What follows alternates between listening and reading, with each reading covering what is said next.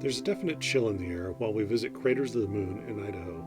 Craters of the Moon is a dormant volcanic national monument and preserve.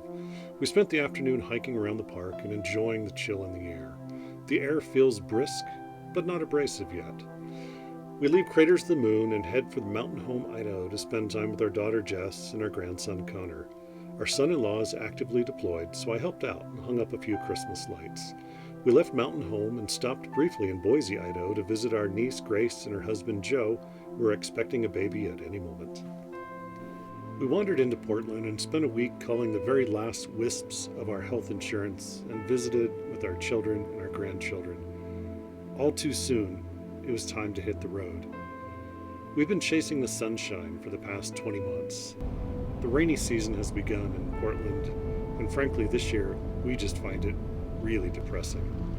We've lived in this area for the vast majority of our lives, but this year we're just not interested in the rain, in the cold, in the wind, and we want to head for somewhere warmer, for warmer weather and sunshine. Leaving our family behind is difficult, but the call of the open road beckons us with their siren call. Come, explore. Our plan is to head west across Oregon until we bump into Highway 101. Highway 101 is a coastal highway that'll take us through southern Oregon and down into California, and then we'll climb onto Highway 1 and continue our way towards Los Angeles along the coastal highway.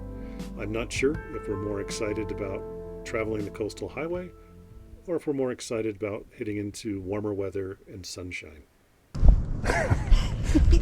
Why am I not surprised that you find something like this? Yeah, it's pretty awesome. Yeah, that one. After a bit of exploring around the remote shooting range where we're boondocked for the weekend, I got down to business and started cooking dinner.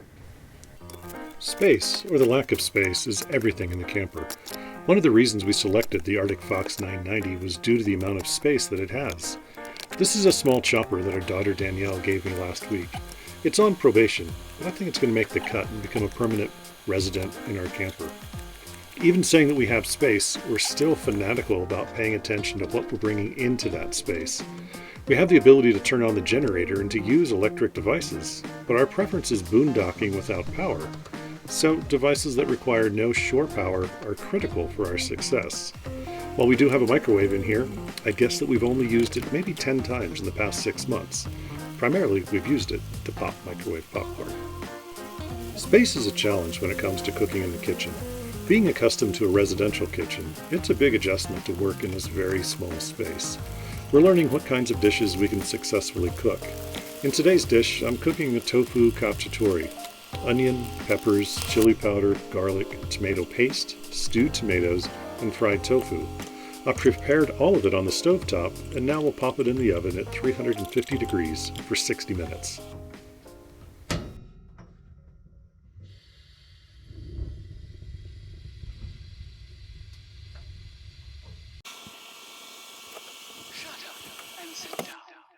While the tofu cacciatore is cooking, let's talk about our current driving route.